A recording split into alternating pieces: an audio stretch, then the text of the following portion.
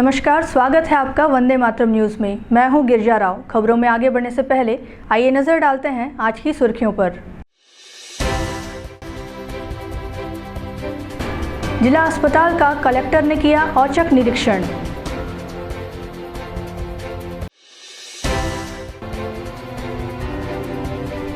धरती आबाद जनजातीय उत्कर्ष अभियान का शुभारंभ।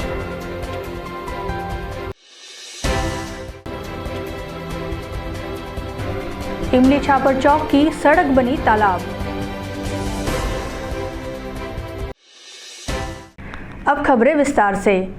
कलेक्टर ने जिला अस्पताल सह मेडिकल कॉलेज का दौरा कर यहां की व्यवस्थाओं का जायजा लिया। कलेक्टर ने जिला खनिज न्यास तथा शासन के द्वारा स्वीकृत कार्यों एवं ट्रॉमा सेंटर का निरीक्षण किया। साथ ही अस्पताल के स्वास्थ्य सुविधाओं को बेहतर बनाने हेतु आवश्यक जानकारी ली और कमियों को दूर करने हेतु आवश्यक दिशा निर्देश दिए। कलेक्टर अजीत बसंत ने बताया कि PWD, नगर निगम, हाउसिंग, CGMSC इन सभी विभागों के काम स्वीकृत किए गए हैं। कुछ कार्यों की गति धीमी है जिन्हें जल्द पूर्ण करने के निर्देश विभागों को भी दिए गए हैं। वहीं कुछ नए कार्य प्रस्तावित किए गए हैं और आगे उन्होंने बताया कि नए NRC भवन का सैंक्शन किया जाएगा। साथ ही DMF से कई तरह के इक्विपमेंट हॉस्पिटल को दिए गए हैं।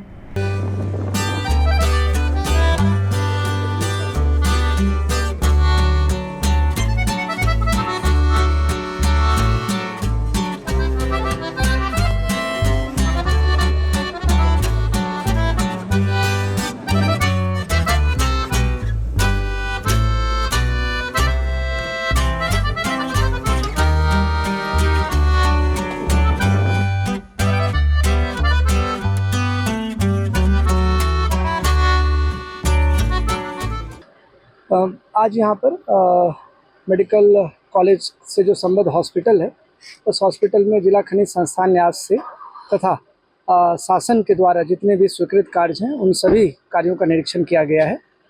ट्रॉमा सेंटर का भी निरीक्षण किया गया है। इसके अलावा PWD, नगर निगम, हाउसिंग, CGMSC इन सभी विभागों को यहाँ पर काम स्वीकृत हुए हैं जिनके कार्यों का निरीक्षण किया गया है। कुछ कार्यों की गति धीमी है जिसके बारे में विभाग को निर्देश दिया गया है कि उन कार्यों की स्पीड बढ़ाए और जल्द से जल्द उन कार्यों को पूर्ण करें। कुछ नए कार्य प्रस्तावित किए गए हैं। उन कार्यों में जैसे एक नया NRC का भवन यहाँ पर सैंक्शन करेंगे। अभी जो मौजूदा भवन है उसकी क्षमता सीमित है, तो नया NRC भवन सैंक्शन किया जाएगा। साथ ही अभी हाल में DMF से ही कई तरह के इक्विपमेंट हॉस्पिटल को दिए गए हैं। उन इक्विपमेंटों का भी निरीक्षण किया गया, इक्विपमेंट्स का निरीक्षण किया गया है और उनको जल्द से जल्द प्रारंभ करने के निर्देश दिए गए।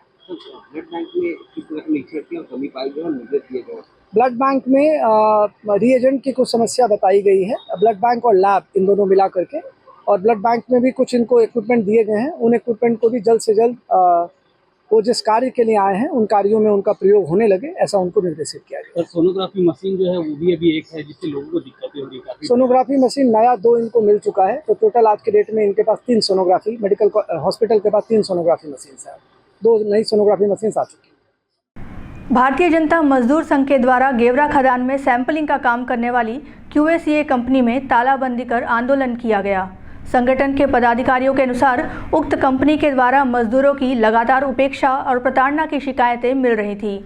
QACA कंपनी की सारी शिकायतें आवेदन और ज्ञापन के माध्यम से SCCL के GM को कई बार दिया जा चुका है।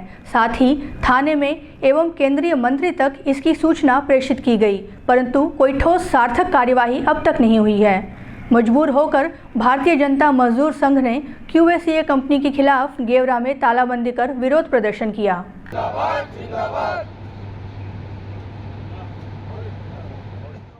जिला कलेक्टर कार्यालय में धरती आबा जन भागीदारी अभियान का आयोजन किया गया। इस अवसर पर विभिन्न विभागों के अधिकारी, जनप्रतिनिधि बड़ी संख्या में उपस्थित रहे। यह कार्यक्रम 5वीं अनुसूचित क्षेत्र आदिवासी जनजातीय क्षेत्र के लिए किया जा रहा है।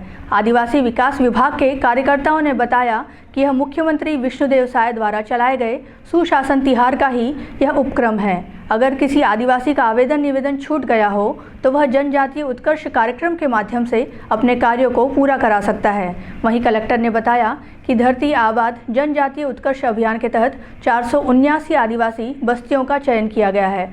मूलतः इन आदिवासी बस्तियों पर अनुग्रह करने का लक्ष्य रखा गया है। इसी अभियान के तहत ग्राम पंचायत में शिविरों का आयोजन किया जा रहा है। सरकार आप तक पहुंचे, सरकार की योजनाएं अति पिछड़े मेरे जनजातीय भाई बहन तक पहुंचे। धरती आबा जनजातीय उत्कर्ष अभियान के तहत जिले में 479 बस्तियों का चयन किया गया है। ये मूलतः आदिवासी बहुल बस्तियां हैं और इन बस्तियों में शासन की योजनाओं को सैचुरेट करने का लक्ष्य। इसी अभियान के तहत अभी ग्राम पंचायतों में शिविरों का आयोजन किया जा रहा है, जिसमें शासन की सभी योजनाओं का लाभ उन तक पहुंचे और उन गांवों में मूलभूत सुविधाओं का भी विस्तार हो। इस उद्देश्य को लेकर ये योजनाएं संचालित की जा रही हैं। कितने गाड़ी लगी हुई है सर इसमें? आज इसमें प्रचार प्रसार के लिए इनको रवाना किया गया है और सभी ग्राम पंचायतों में शिविर का आयोजन हो रहा है। ये सही माने में ये कार्यक्रम 5वीं अनुसूची जो क्षेत्र है, आदिवासी जनजाति क्षेत्र है, उस क्षेत्र के लिए कार्य किया जा रहा है। और अभी छत्तीसगढ़ शासन माननीय विष्णु देव साय जी के द्वारा जो शासन चला गया था, सुशासन तिहार, उसका ये उपक्रम ही है। अगर कोई उसमें से कोई आवेदन निवेदन के लिए छूटे हैं तो इसके माध्यम से हम जनजाति उत्कर्ष योजना के माध्यम से वो कार्यक्रम को पूरा किया जा सकता है। कोरबा जिले के बाता बिरदा गांव में एक परिवार पर दुखों का पहाड़ उस वक्त टूट पड़ा जब सर्पदंश पीड़ित युवक की मौत की खबर घर वालों को मिली। कटघोरा वन मंडल के अंतर्गत गांव बाता स्थित एक घर में कमरे में सो रहे युवक के ऊपर सांप चढ़ गया और युवक के पलक झपकते ही काट लिया। फिर युवक ने सांप को पकड़कर दूर फेंक दिया और सांप एक किनारे जाकर दीवार के छेद में घुस गया। युवक का चीख पुकार सुनकर बाकी घर वाले उठ गए और सांप काटने की जानकारी होते ही आसपास के सहयोग से जिला अस्पताल के लिए रवाना हो गए। फिर अस्पताल में इलाज के दौरान युवक की मौत हो गई। सर्पदंश के बाद जहरीला सांप बिल में घुसकर छुप गया था। सांप उस बिल से निकलकर कमरे से बाहर आने का प्रयास कर रहा था। घर वालों ने हिम्मत जुटाकर उसको टोकरी से ढक दिया और उसके ऊपर पत्थर रख दिया।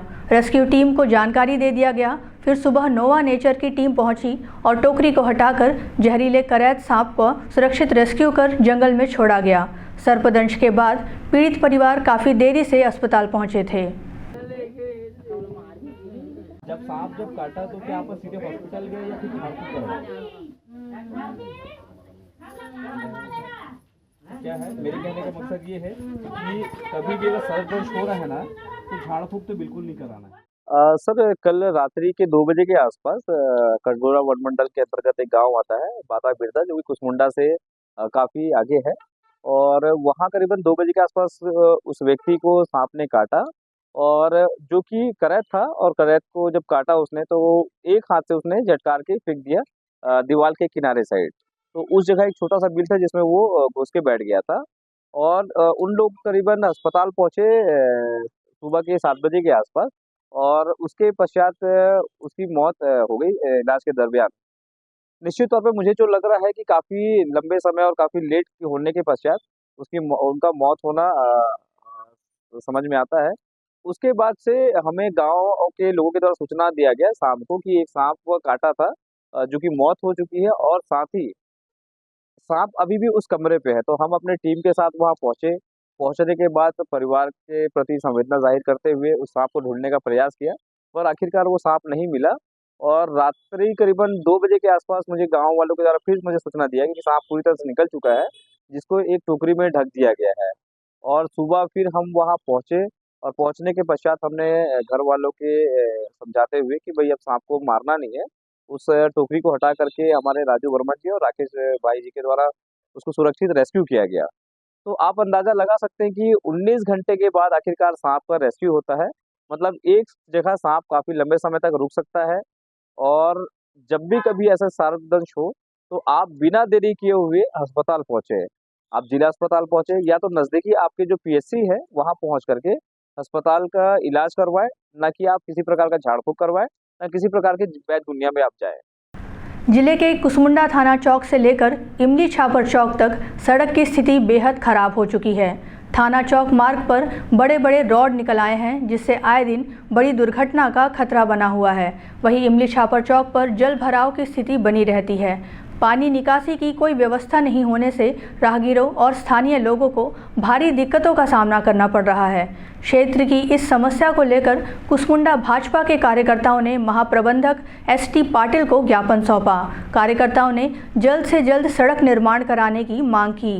उन्होंने चेतावनी दी कि यदि 15 दिन के भीतर सड़क मरम्मत व जल निकासी की व्यवस्था नहीं की गई तो भाजपा कार्यकर्ता आंदोलन और हड़ताल के लिए बाध्य होंगे। ज्ञापन सौंपने के दौरान भाजपा कार्यकर्ता बड़ी संख्या में उपस्थित रहे।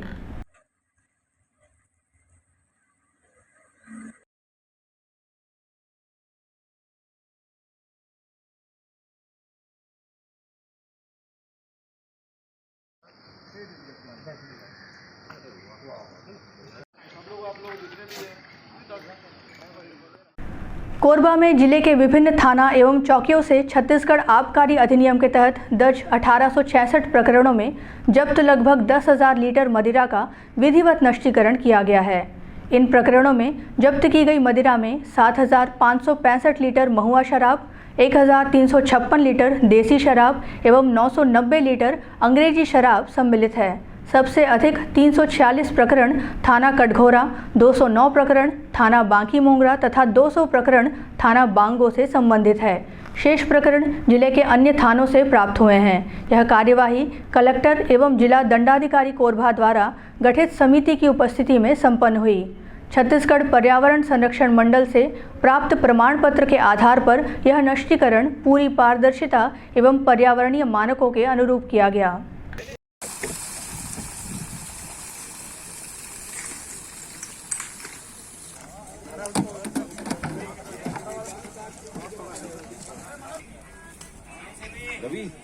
रवि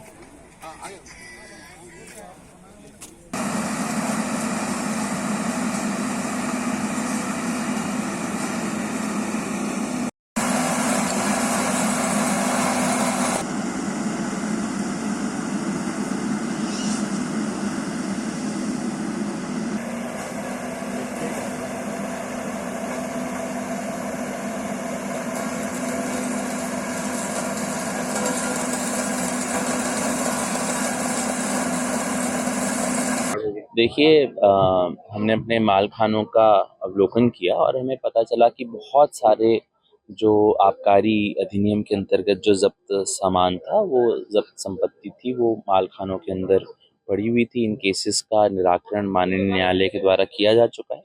तो अभी प्रथम चरण के अंदर 1,867 केसेस के जो संपत्ति है उसको नष्ट किया जा रहा है। इसके अंदर लगभग 10,000 लीटर दारू है जो नष्ट हुई है और सभी थानों के अंदर यह संपत्ति रखी हुई थी। सर्वाधिक 346 केस जो हैं वो कटघोरा के हैं, लगभग 250 केस बांकी मोगरा एवं अन्य थानों के भी हैं।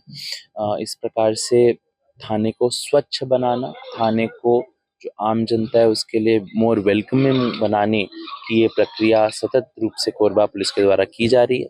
आप सभी को ज्ञात है, पूर्व में 852 गाड़ियों की नीलामी भी कोरबा पुलिस के द्वारा की गई थी और 652 विसरा भी जो थे उनका भी नष्टीकरण किया गया था। इस तरह से एक सतत एडमिनिस्ट्रेटिव प्रक्रिया है जिसको अभी हम कर रहे हैं। नष्टीकरण में किस तरह की प्रक्रिया अपनाई जाएगी? मतलब गड्ढे पे देखिए, इसमें हमारे पास कई तरह से है। हमारे पास कुछ विदेशी दारू है, कुछ देसी दारू है और ज़्यादातर मात्रा में महुआ दारू है। तो जो महुआ दारू है उसको गड्ढे में डालकर ये जो भी प्रक्रिया अपनाई जा रही है, ये पर्यावरण मंडल एवं आबकारी विभाग के द्वारा उनके सदस्य और जिला दंडाधिकारी के द्वारा उपस्थित जो हमारी कमेटी है उसके द्वारा इस प्रक्रिया का पालन किया जा रहा है। कोरबा के सीतामढ़ी क्षेत्र में अवैध रेत उत्खनन की शिकायतों के बाद प्रशासन ने सख्त रुख अपनाया है। गुरुवार शाम माइनिंग विभाग, आरटीओ, पुलिस और राजस्व विभाग की संयुक्त टीम ने कार्यवाही करते हुए अवैध रूप से रेत का खनन कर रहे तस्करों के खिलाफ अभियान चलाया। इस दौरान मौके पर 2 जेसीबी मशीन, 1 टिपर और 3 ट्रैक्टर जब्त किए गए। जानकारी के अनुसार बिना किसी अनुमति के लंबे समय से इस क्षेत्र में अवैध रेत खनन किया जा रहा था। संयुक्त कार्यवाही के बाद खनिज विभाग ने जब्त किए गए वाहनों को थाने में खड़ा कर दिया है और आगे की कानूनी कार्यवाही की प्रक्रिया जारी है। क्षेत्र में इस कार्यवाही से अवैध रेत तस्करों में हड़कंप मचा हुआ है।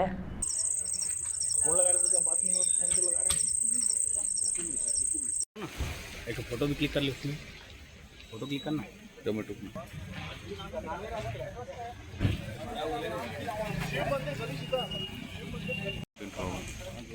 बहुत ज़्यादा नहीं।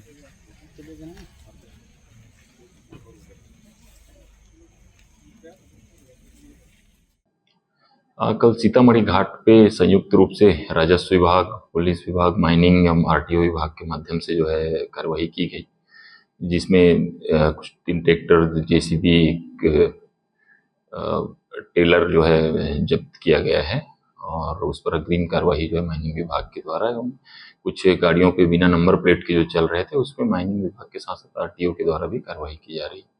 क्या आगे कार्रवाई जारी रहेगी? हाँ, भविष्य में इस प्रकार की कार्रवाई जारी रहेगी। इस छत्तीसगढ़ शासन के मंशानुरूप अवैध रेत की परिवहन और उसके उत्खनन पर लगातार रोकने के लिए कार्रवाई की जाएगी। एनटीपीसी गेट के पास एक बड़ा हादसा होते होते टल गया। कोयला लोड एक तेज रफ्तार ट्रेलर अचानक अनियंत्रित होकर पलट गया। घटना के समय ट्रेलर चालक वाहन पर नियंत्रण नहीं रख सका और ट्रेलर सड़क किनारे पलट गया। सौभाग्य की बात यह है कि हादसे के वक्त सड़क पर कोई राहगीर या वाहन इसकी चपेट में नहीं आया, वरना बड़ा हादसा हो सकता था। हादसे के बाद मौके पर लोगों की भीड़ जुट गई। गनीमत रही कि कोई जनहानि नहीं हुई। सूचना पर ट्रैफिक पुलिस भी मौके पर पहुंची और सड़क से ट्रेलर को हटाने की कार्यवाही शुरू की गई।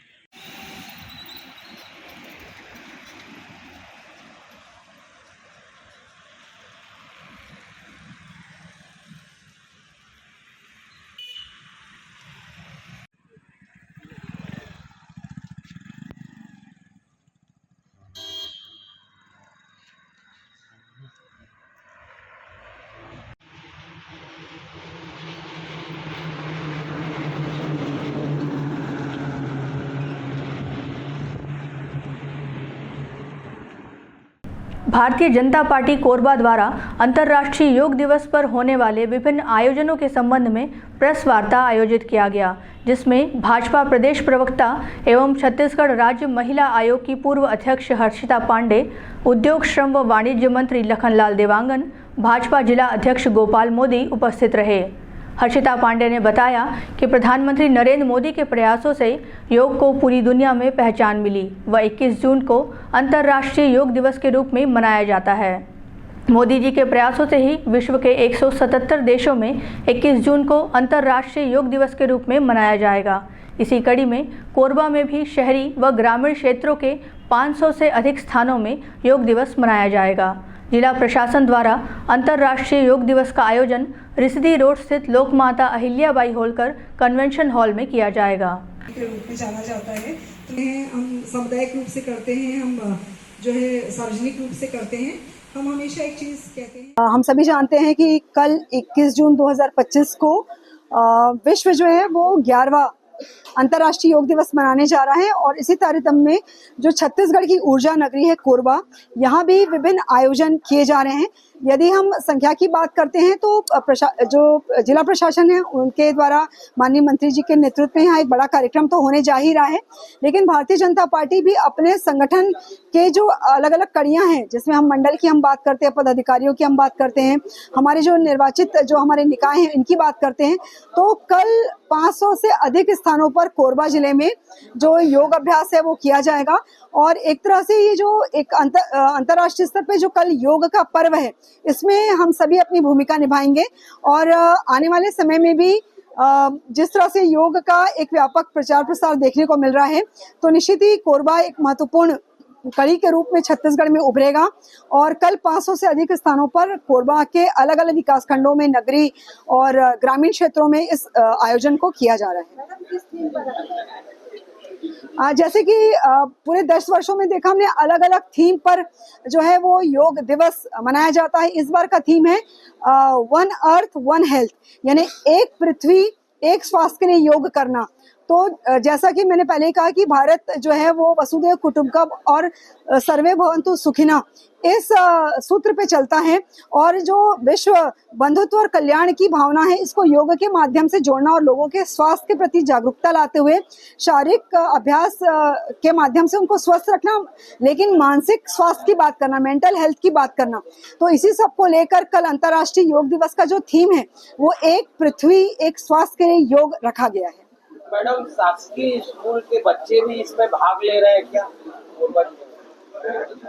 सभी स्तर पे, जैसा मैंने पहले कहा कि जेडी के द्वारा भी जो है वो क्योंकि भारतीय जनता पार्टी के नेतृत्व की सरकार है और इस तरह के जो हमारे प्राचीन विरासत है हमारी, उस विरासत से विमुख होकर निश्चित ही विकास की कल्पना नहीं की जा सकती। तो जो शैक्षणिक संस्थान है, स्कूल हैं, कॉलेज हैं, जो अलग अलग विभाग हैं, सभी जगह इसका आयोजन कल व्यापक स्तर पे कोरबा जिले में किया जाएगा। कल 21 जून को अंतर्राष्ट्रीय योग दिवस के अवसर है। कल 21 जून योग दिवस की हमारे देश के प्रदेशवासियों को, कोरबा जिला वासियों को बहुत बहुत बधाई है। और मैं सभी से निवेदन आग्रह करता हूं कि भारतीय जनता पार्टी सभी हमारे निगम मंडलों पर, भारतीय जनता पार्टी संगठन के मंडलों पर योग का आयोजन किया जा रहा है। अपने अपने सुविधानुसार उस योग शिविर में पहुँचें और जिला स्तर पर माननीय मुख्यमंत्री जी के आह्वान पर माता अहिल्याबाई होलकर कन्वेंशन हॉल में भी जिला स्तरीय योग का आयोजन किया गया है। उसमें सभी लोग पहुंचकर योग अभ्यास में भाग लें, अपने शारीरिक मानसिक बुद्धि को स्वस्थ रखें, अच्छा रखें। और मैं सभी को निवेदन करता हूं कि आप सब योग में भाग लेकर इस कार्यक्रम को सफल बनाएं और जीवन में अपने कार्यशैली पर उतारें। और योग दिवस की बहुत बहुत शुभकामनाएं हैं, बधाई है। वैसे पूरी बात हमारे महन जी ने योग के विषय में रख दी है, तो आप सबको योग दिवस की बहुत बहुत शुभकामनाएं हैं, बधाई। खबरों का सिलसिला यूं ही जारी रहेगा। देखते रहिए वंदे मातरम न्यूज़। मिलते हैं अगले बुलेटिन में, तब तक के लिए नमस्कार।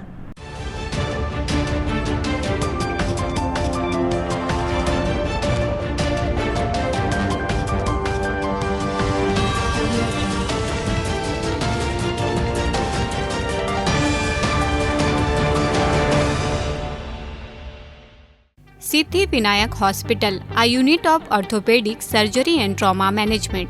अब हड्डियों से संबंधित रोगों के उपचार के लिए कहीं और जाने की जरूरत नहीं। जटिल एवं असाध्य रोगों का सफल इलाज अब आपके अपने शहर में। घुटने व कूल्हे के जोड़ों का प्रत्यारोपण, जटिल फ्रैक्चर एवं जोड़ों का सफल ऑपरेशन, गठियावाद व जोड़ों के दर्द का उपचार, टेढ़ी मेढ़ी हड्डियों का बेहतर इलाज, हड्डियों की जन्मजात विकृतियों का उपचार। इसके अलावा OPD 1-2 की सुविधा, modern pathology lab, private semi private general ward की सुविधा, modern digital X ray, ECG, ICU, ventilator की सुविधा, pharmacy, OT team, waiting area, 24 घंटे एम्बुलेंस एवं आपातकालीन सुविधाएं उपलब्ध। हमारा पता Siddhi Vinayak hospital, doctor Shadalnath, plot number 52, Bluebird school के पीछे, कोसाबारी, कोरबा। इसके अलावा अब हमारा नया संस्थान सिद्धि विनायक प्राथमिक एवं ट्रामा सेंटर, उर्गा। इस केंद्र में फार्मेसी, एक्सरे, पैथोलॉजी व आपातकालीन चिकित्सा सुविधा उपलब्ध है। तो संपर्क करें। मोबाइल नंबर 9993000683, 9109488443, कोरबा के लिए 8120195179, उर्गा के लिए